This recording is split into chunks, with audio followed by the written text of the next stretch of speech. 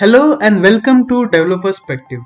This video is for developers and architects who have been working on Docker or want to know more about Docker. We will be going through the basic concepts of Docker and why do we need Docker altogether. And we will speak about a tool called as Blim, which is a Docker based library developed by a team at Kelda.io, which helps you solve the most common problem related to Docker, which you will get to know later in the video. I will review and rate its usage, performance and other aspects. So stay tuned. Hi, this is Jitesh from Developer Perspective, where we help you get the latest trend, technologies and tools in the software development ecosystem.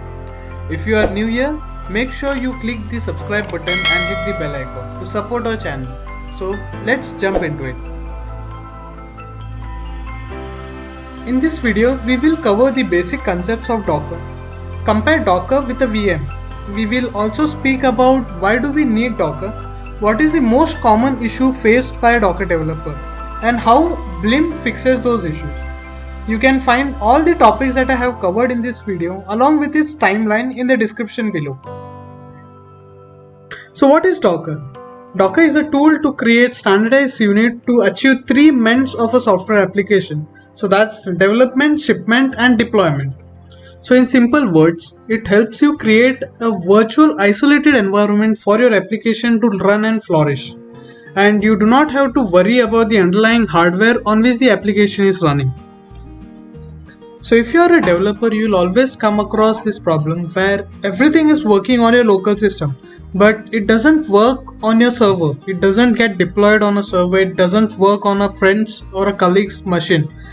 You are confused in what did you change that did not work on the server. So why does this happen every time?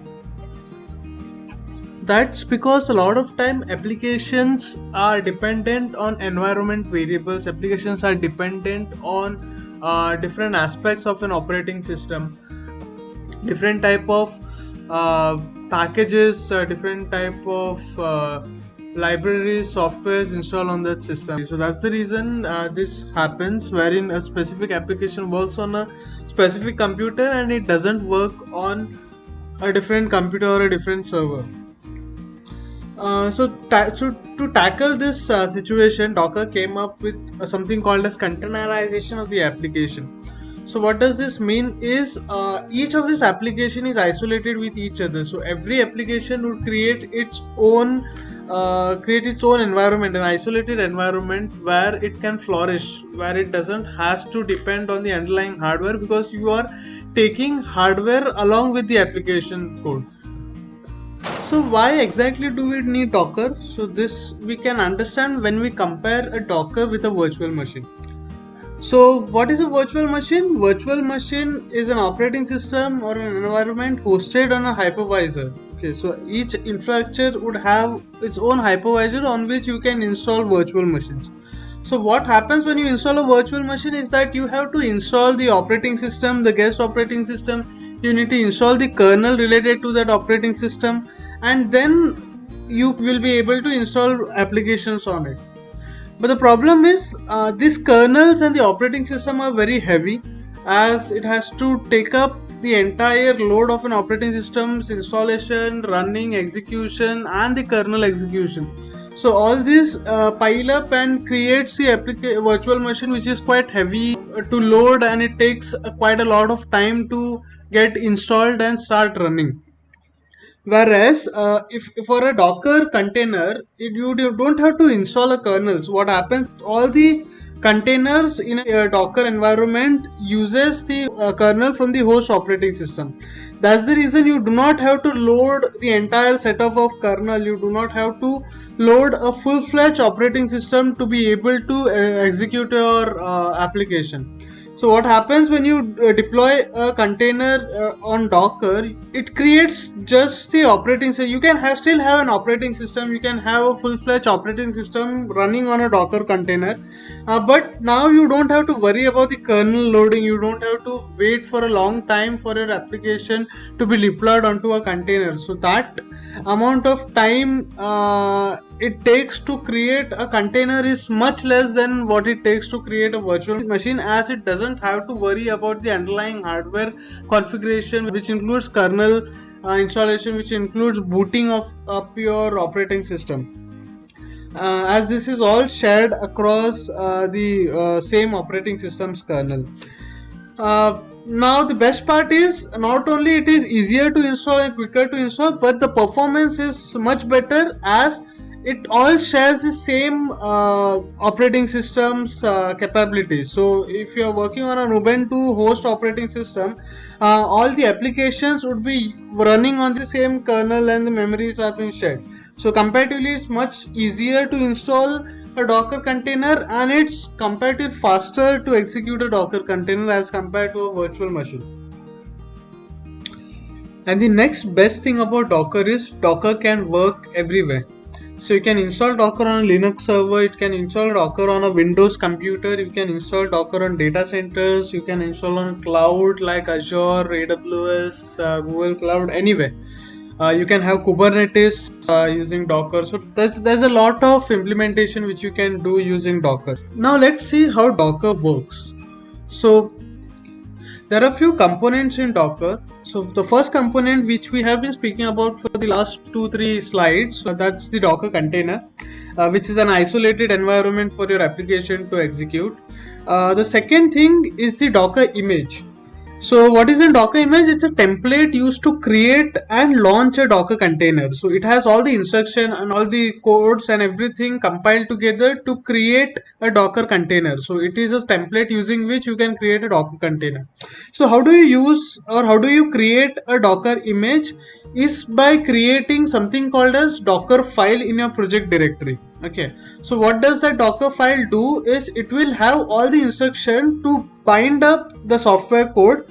It has all the instruction to create all the required libraries. It has instruction related to deployment. It has all the network interface setting and the environment settings. So all this together creates a Docker file. So that file has everything needed to create a Docker image. Okay, so that's the basic unit how to create a Docker image. And if you have multiple application or microservices working together and you need to club all these Docker images together, then you can use a Docker Compose.yml. So Docker Compose.yml creates a structure using which you can have multiple Docker images running together. Okay, not in a single container but in different containers isolated from each other, yet you will be able to build and start the Docker images all together at the same time using the Docker Compose.yml. So that said, all the application which you want to Dockerize, you need to have a Docker file, and not mandatory, but you can also have Docker Compose.yml. So that helps building the application up quicker and clubbing multiple applications together. And also for a Docker file to execute, there are 2-3 commands which you need to execute, like the build and then the run command. Whereas in Docker Compose, you can have a single command called Docker Compose up, and the application will start spinning up all the containers together. So that's a very good thing about Docker Compose. So now let's speak about the developer's perspective towards local application development on Docker. Okay, so as I told you, Docker containerized applications are working on a host operating system. You install the Docker onto it and there will be multiple containers running on Docker. But the thing is, for a developer who is working locally on his own system, his host operating system like a Windows, Mac or Linux operating system would be shared with other application as well. So your operating system would have all your development tools like IntelliJ, Slack, and then Visual Studio Code, MongoDB, MySQL, everything. So all of your application development tools would be on your host operating system.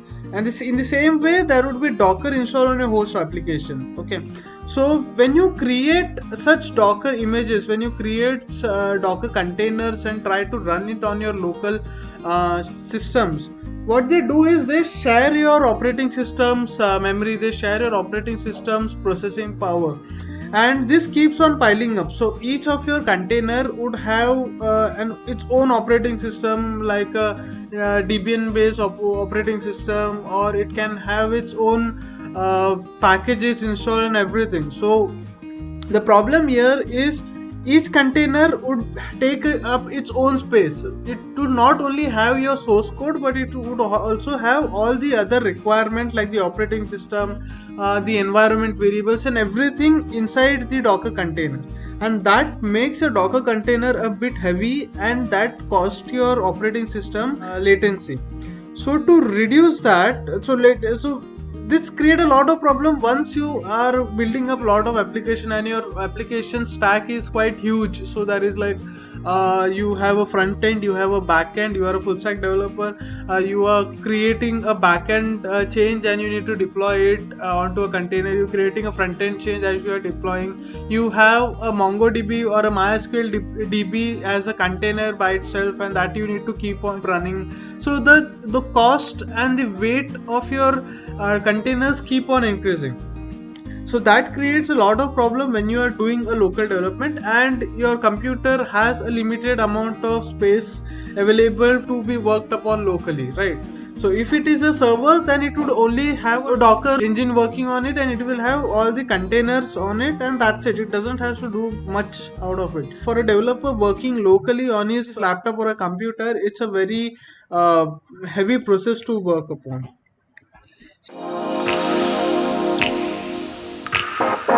So what are the solution which we can have? So this is like your operating system. I'd say this is a computer memory, okay, and you have a lot of containers, so that's getting filled up on your computer memory. So this keeps on piling up, all the Docker containers are getting piled up, and this becomes heavy for your operating system to handle, and your application or your software becomes slow.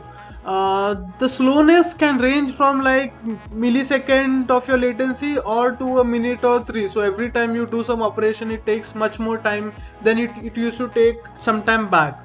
For a normal user, it is not a big thing, but for a developer who has to do this round and round every day, so he would be like building the Docker container every 2 minutes or every 5 minutes or every 15 minutes, still that's a very big time because that's adding up his development time.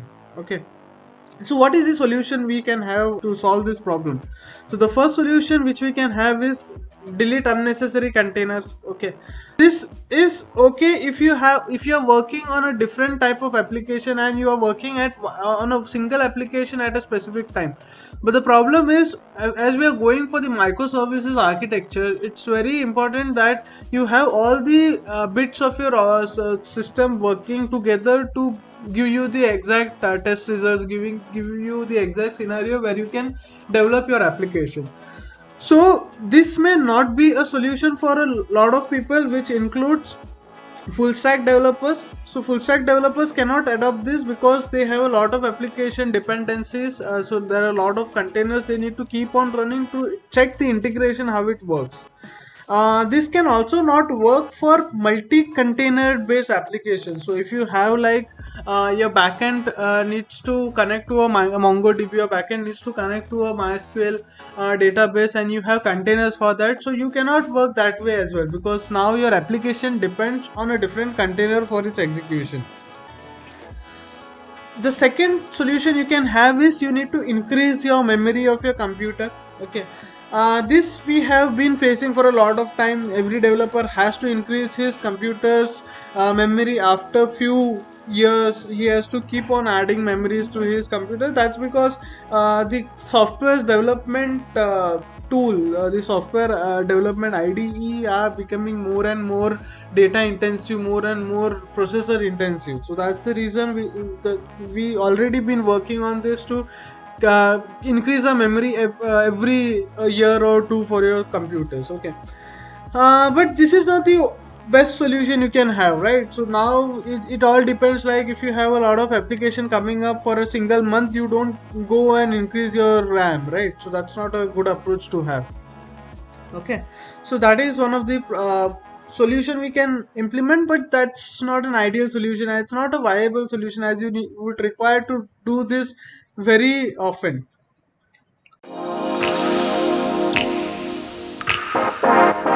So to solve this problem, the team at Kelda.io has come up with a product called as Blim. So what this Blim does is it helps you lift your Docker containers from your local machines and put them onto the cloud. So now all your Docker containers which were running on your local machines are now deployed and running on a cloud system. So it helps you to speed up your day-to-day development process by actually running containers into the cloud. So now you free up the memory and the CPU that was earlier used by Docker containers, which you can use now to run your other development tools. So today we'll speak about Blimp. So we'll first install Blimp in my local system, followed by a compatibility check with all the other operating systems. We'll also see how well it is compatible with a Docker application.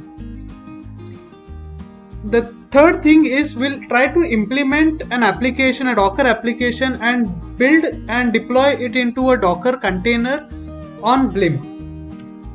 Then we'll speak about the pricing of Blimp. Then we'll speak about the review and rating of all the features altogether. So let's start with the installation of Blimp. So to install Blimp, you need to go to kelda.io. There you will find a link called as Get Started for Free. Just click on that link. That will redirect you to all the instruction needed for you to install Blimp. So here if you see, there is this curl URL which you need to execute, followed by Blimp login.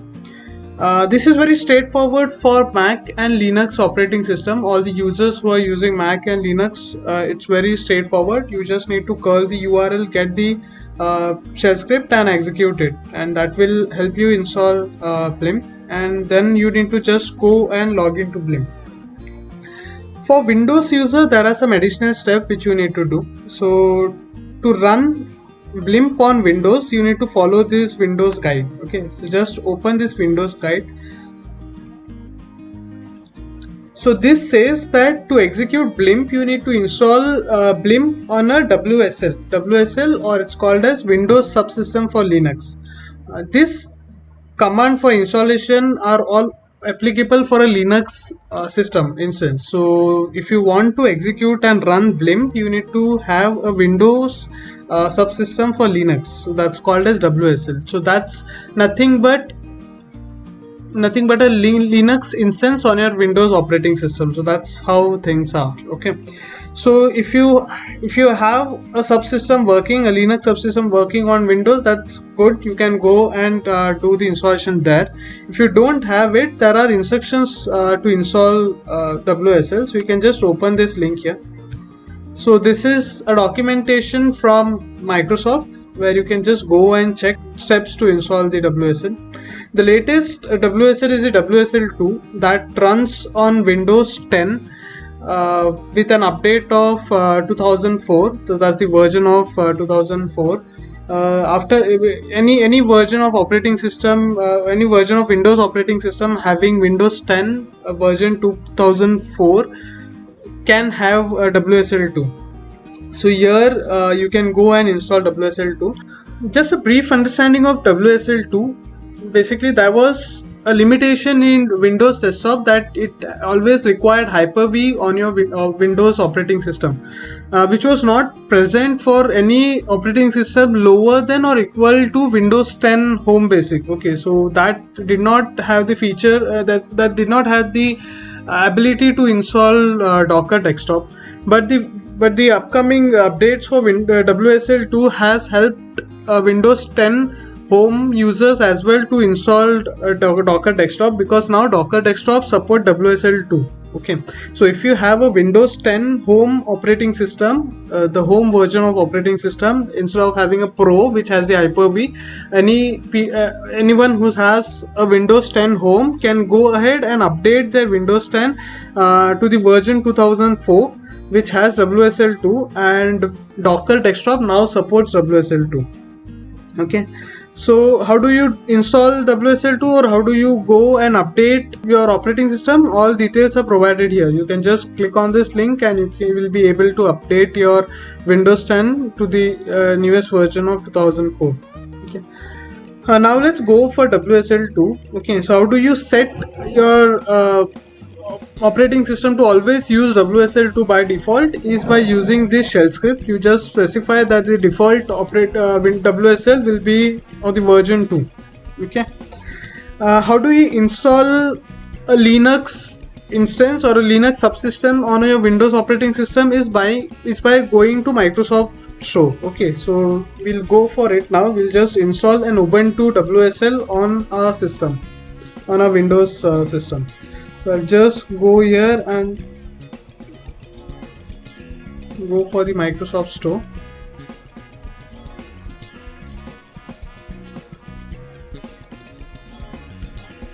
Here I'll search for Ubuntu.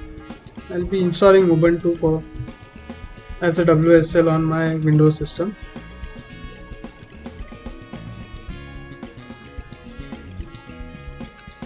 You just need to install this here. I already own it, so I can install it. So just install it here.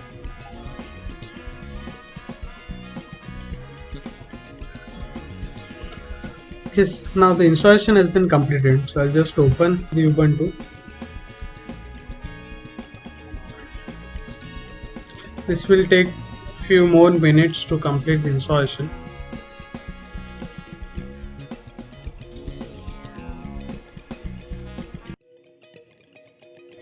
This will ask for the username, so I'll just type Jitesh followed by password.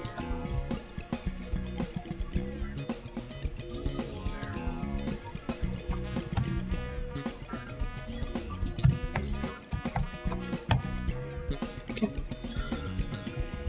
Yes, so now I'm on a Ubuntu terminal on a Windows system using the WSL. Okay.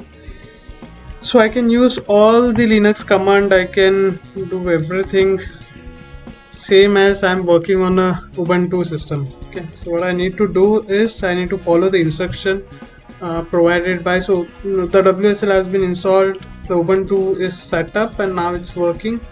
I can check what is the distribution for WSL. I'll just check that once. I can just check all the applications which are working on WSL. So you need to go to your PowerShell.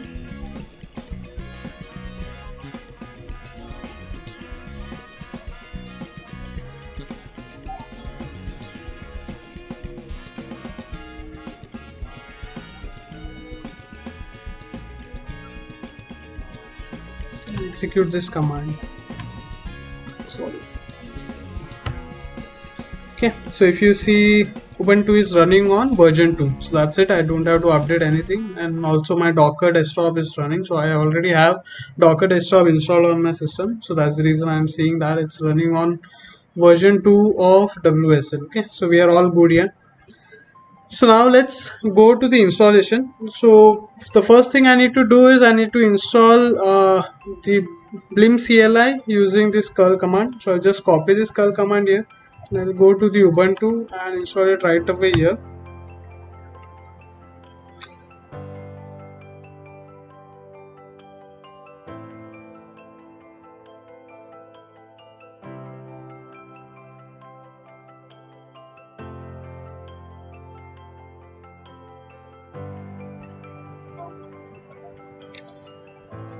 Copy the binary into yes.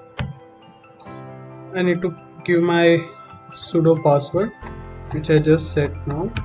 Okay, that's it. You have successfully installed Blim. The second step I need to do is Blim login. Okay, so I'll just go back to my Ubuntu terminal and I'll just install this. Okay.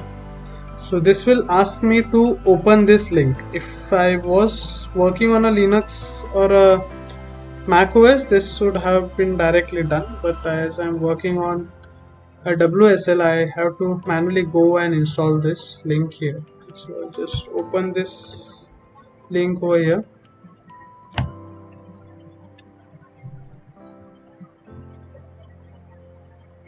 As I have already logged in, that's the reason it's not asking me to log in again.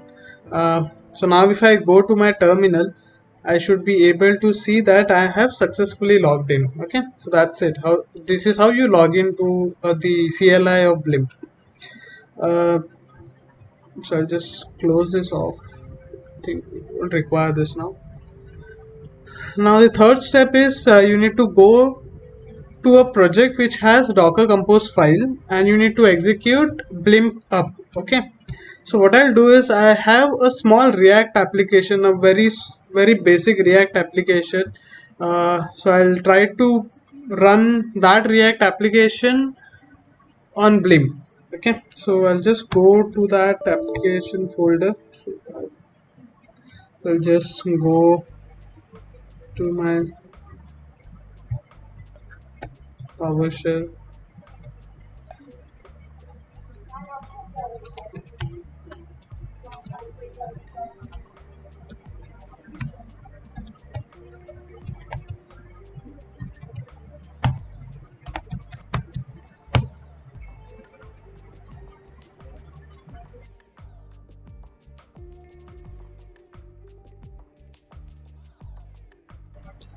Okay, so this is a very basic React application.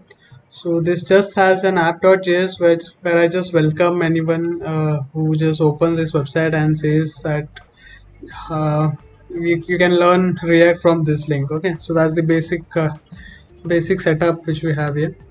There is this Docker Compose.yml which I have created. So that will have the instruction to run your React application on 3001 port, and there are some details about the Docker installation, which are the Docker uh, images I'm using. So that's present in Docker file. So this is the uh, very basic Docker Compose file and the Docker file where you can install your React application and run on a specific port called as 3001. So I'll just run the application on 3001.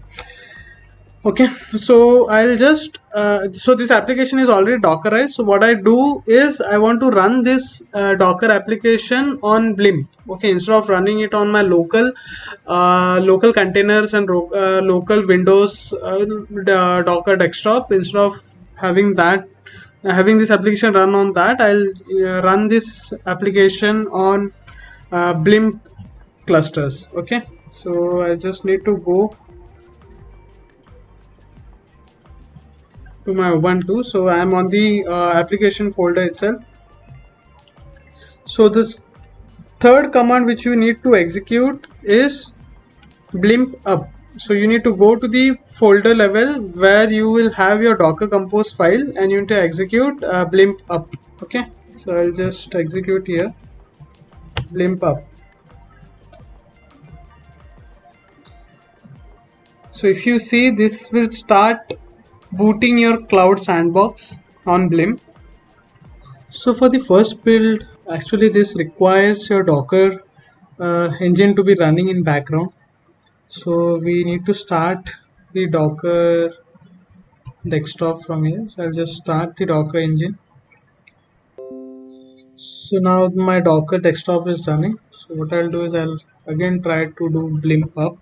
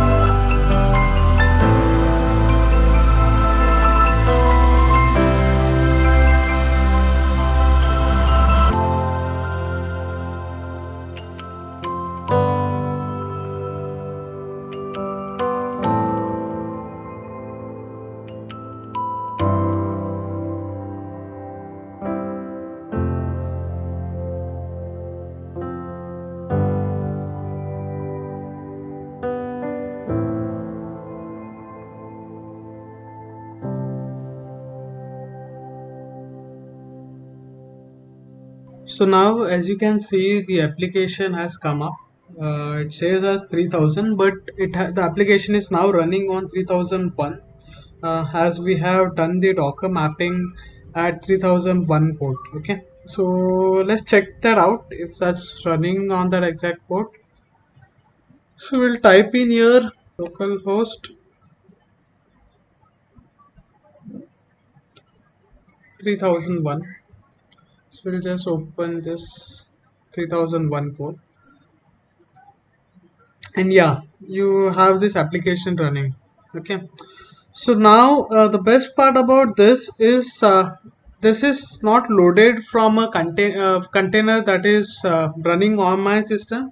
It's actually loaded from a container which is hosted on the Blim cloud. Okay, so I'm able to access it via the local host, but still it's not the local host. It's actually pointing to the Blim cloud. Okay, so that's the beauty about Blim. So that you feel as if you're working on your local application, working on a local containers, but actually you are working on the Blim cloud. Okay, so that's the best part about this. So what we can do is we can just check that out if our container was actually running on our local machine, or is it running on cloud. Okay, so I'll just open a new terminal. Yes, so I'll just open a PowerShell here,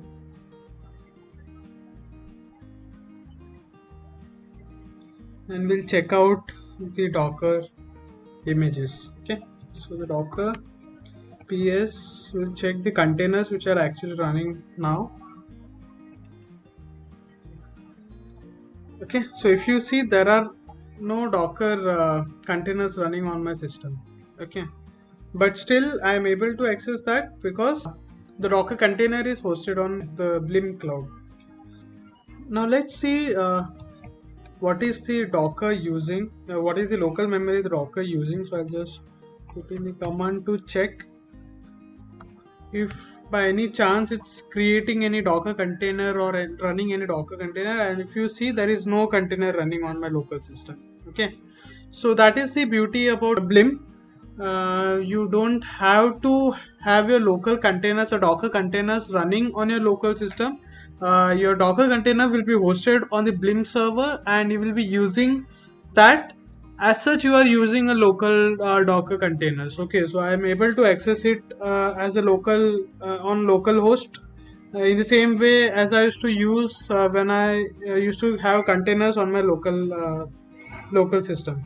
Okay, and we'll also see if any images are created. Yes, so I see that the Docker images are created here, but those are just the cache of the application which is used to sync up the containers, and that containers spin up every time you start the Blim pump. Okay, so you will find a lot of documentation related to Blim CLI. Okay, so you can get those CLI commands from here. So there are a lot of CLI commands which you can use. You can check out Blim PS. You can log into the check out the logs of your application. You can SSH into your Docker containers. So you can do almost everything. You can so the best part about this is still you are using localhost. You are working on a localhost. So when it comes to compatibility, it works with all the operating system. As you can see on their website, it works with Mac, Linux and Windows. So we tried out installing Blim on Windows, and it worked fine for us. The toughest as compared to all the other operating system to install Blim for Windows is a bit tricky, because you need to have WSL working, and you need to install Ubuntu WSL on your Ubuntu, or a Linux WSL on your Windows operating system, and then you can use Blim. So that's the toughest thing as compared to other installation like in Mac and Linux. So that is much more easier. When it comes to integration with Docker images or integration with your Docker applications, it's very straightforward. You do not have to have any type of configuration written. You do not have to have any new configuration of YML created. to get this installed to Blimp or put your container to the Blimp clusters. Okay, so that is very straightforward. I did not have to write any specific code to get this started and worked upon. So that's the best part about Blimp.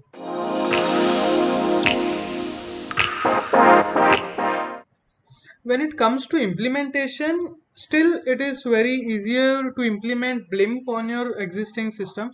As you are not having, so you are still using your Docker Compose, you do not have to write any specific file.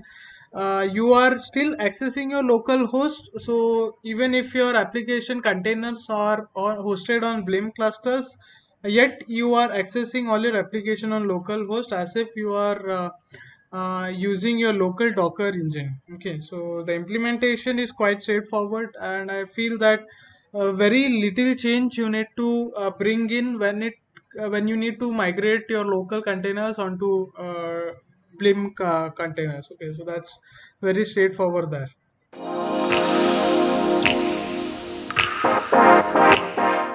So let's speak about the pricing of Blimp.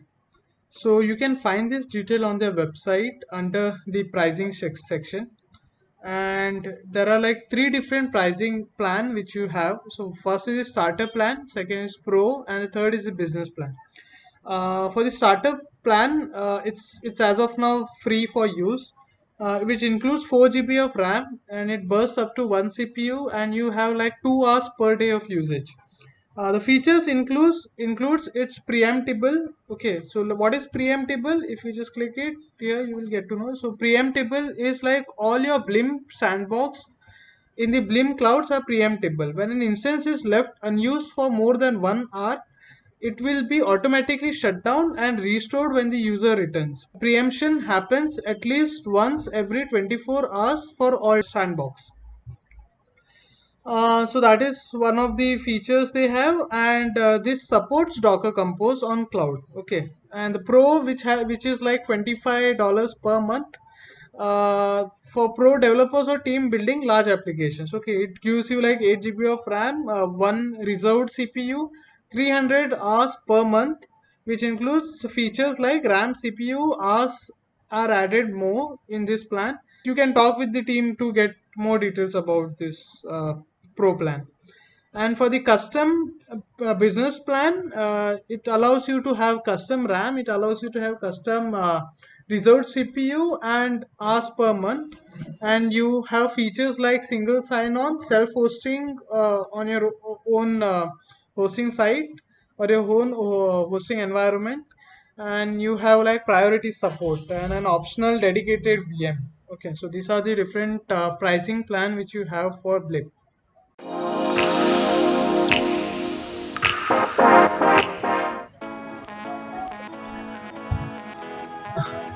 So let's review and rate all the different features of Blimp. So first, starting with the installation. So I found it very easy to install. You do not have to do a lot of steps to get started with Blimp.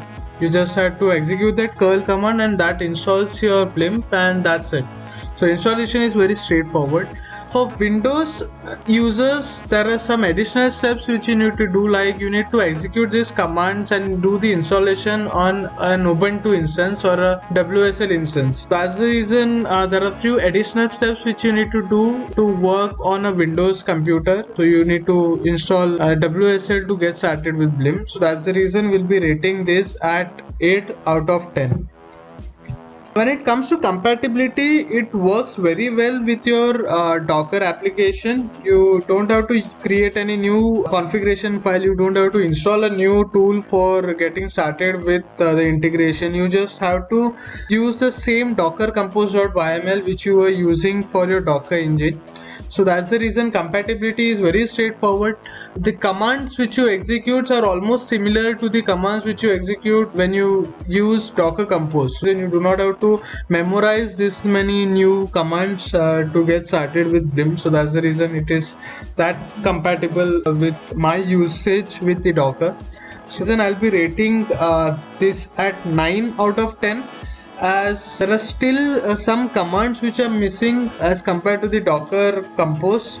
So I have a lot of features which I use using Docker Compose which is not present in the Blim, and I expect that it will be coming up in the new updates. So then I rate this at 9 out of 10. Usability, I'll rate it at 10 out of 10 because it solves a real life problem. You have this problem with containers, the speed of the containers, the memory, the CPU utilization of the containers create a lot of problems when you have a lot of applications on Docker. You have to work on all those applications, and your laptop or a computer becomes very slow when it comes to running all these containers on your local system. So it actually solves a real world problem where all your containers are on cloud, and you just have to focus on your application code and the deployment and the containers, and you use all the development tools which are actually required for you to develop or work on an application, and it actually solves a real world problem. So I'll rate it as 10 out of 10 when it comes to usability. So I'll be definitely using this for all my future application development on Docker. When it comes to speed, I found it like when you are doing it for the first time, when you are installing Blim on an application for the first time, it takes a lot of time, as it takes some time to boot up the sandbox environment on Blim. It took a significant amount of time to get started for the first time. It took a lot of time to set up a sandbox and then deploy my image there. So yeah, I would rate that at like 7 out of 10, as it took a significant amount of time to boot the application for the first time, but later on the containers were quite fast. You do not have that much latency when it comes to execution of the containers or booting up the container after the first installation is done. When it comes to memory and CPU, yes, definitely it's saving a lot of memory and your CPU utilization. It's not creating any containers, as we saw. It doesn't have any local containers for the application to run, and still I'm able to use the container as a localhost container. So I can just access the application on localhost. So that said, I will be rating this at 8 out of 10. The reason being, I can still see images, Docker images created on behalf of Blim and the application name. So then I believe that it creates a Docker image on your local application to start up with Blim. So that's the reason I'll rate this as 8 out of 10, as we are still creating images. We are not creating any containers, that's for sure. Securities and updates. So I can see that many frequent updates are happening to the application. I can see the website being redesigned, and there are a lot of features getting added. So surely we have a lot of updates coming up, and this is just started, so we can find a lot of integrations and a lot of changes in the application usage. So for sure we'll find those out in the updates. When it comes to security, as that's a very important part of this application, because when you are saying that you are hosting our containers have codes which can be very risky to put this code on a cloud containers. So that's the reason security plays a very important factor.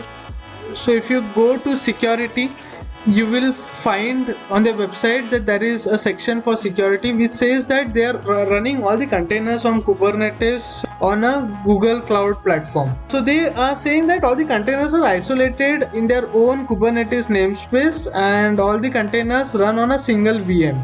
So that said, it also uses encryption like SSL TLS for communicating with Blim and outside. The infrastructure are all managed by Blim. Okay. The services and the data storage is managed by Google Cloud Platform. Also, the authentication and the security is managed by Auth0. The encryption is done by Let Encrypt, and they are using Datadog for security policy updates. So they have all those information laid out on their website. There is one more section which I need to highlight. That's when it comes to having your own Blim cloud. Okay, so if you are a company which wants to host Blim cloud, so host your entire Blim on your own infrastructure. So instead of having Blim storing all your containers on their Kubernetes, you can have a self-hosted Kubernetes cluster where you can install Blim cloud. So if you can see, they are working on a self-hosted version of Blim that runs on a Kubernetes cluster in your infrastructure. That's our infrastructure. Okay, so that's interesting. So if you want such type of setup where you can have the Blim cloud hosted on your infrastructure, you can get this done. You can just contact the Blim team and speak with them about the application. So when it comes to security, yes, we found out that there are a lot of steps they are taking up to solve the problems which the users can have, and they are tackling many of them. So that's the reason I found it very secure, because they are transparent enough to highlight what they are using and what are the future plans. So when it comes to security and update, it will be like 9 out of 10. Yeah, so this is what we have when it comes to Blim. I believe this matrix will help you understand how good Blimp is. We can go and explore Blimp. I found it very useful. It is free for all the starter plans, so you can just try it out and let me know in comments how do you find Blimp to be, and let me know if you need some more help in setting up the Blimp or anything new you want to explore on Blimp. So let me know, we can have a video on that as well. Thank you for watching the video. Please hit the like button if you found my video useful and informative. Also subscribe to my channel and click the bell icon to get the latest trend in software development technologies, tools and libraries. And we will have a developer perspective on it.